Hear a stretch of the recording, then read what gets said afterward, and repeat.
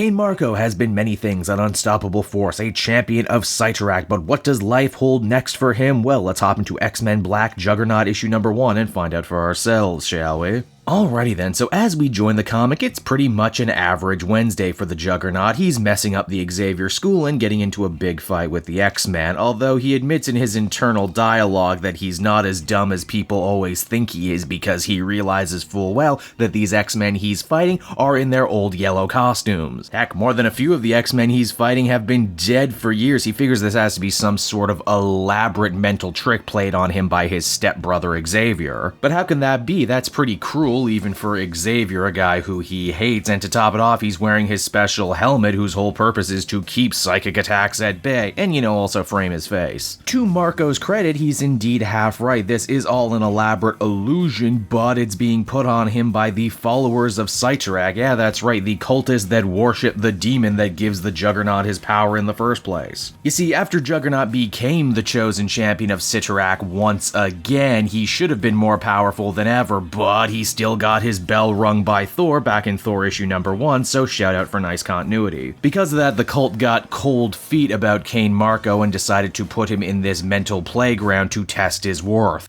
And you thought performance evaluation at your last job sucked. It's all pretty trippy stuff filled with a lot of fighting, but eventually Marko ends up coming face to face with a psychic projection of himself as a young boy, someone who reminds him to try and find the root of his power, the reasons that he was so angry and rageful growing up. That more than anything else is the true essence of his power. In short, you can do anything if you're mad enough. This display proves to be enough to piss off Cyttorak the boss. He figures that if Marko wants to play sad, broken little boy, then he can do so without his amazing powers. All Juggernaut knows for sure, though, is that he wants revenge on the guy who was screwing around with his brain, and if that means punching out his demon patron, then well, that's exactly what he's gonna do. And hey, wouldn't you know it, managing to beat his boss in a fight was the final test of Cyttorak, and doing so proving he is indeed worthy of being his champion. Unfortunately, this revelation does nothing to make Juggernaut any less ticked off, and worse still, Cyttorak doesn't actually reside in this realm of existence, so he can't finish the fight. Not yet, anyway. One of the cultists says there's actually several more gems of Cyttorak, and if Marko was able to gather all of them together, he could easily break into the Master's realm and challenge him for round 2. A very intriguing proposition, one made even more intriguing by the fact that the young psychic version of Marko didn't leave his side. That's because he was not a Cyttorak illusion. Marko really was talking to the essence of his rage, the true source of his power. And that maybe, just maybe, if he gets in touch with his inner angry child, he too can break the crimson bonds of Cyttorak once and for all. So that was X-Men Black Juggernaut issue number 1, everybody, and overall I quite enjoyed it. I don't know if it's nearly as deep a character study as the 3 issues that preceded it, but it's still solid. We get to hang out in Cain Marko's head for a little bit and understand that he's not nearly as dumb as everyone seems to think he is. We get to understand a little bit about the roots of his rage problem, how it all started at home, and I mean really, don't they all? They also plant some very interesting story seeds here that I hope to see grow to fruition about Juggernaut perhaps challenging Cyttorak, as well as other potentially just as powerful gems of Cyttorak out there somewhere in the world waiting to be claimed. If this story gets let down in any way, is that it's pretty predictable. You're probably gonna call the twist before you get there, and it really is just a punch 'em up, but there's nothing wrong with that at the end of the day, which is why I give it a 7 out of 10.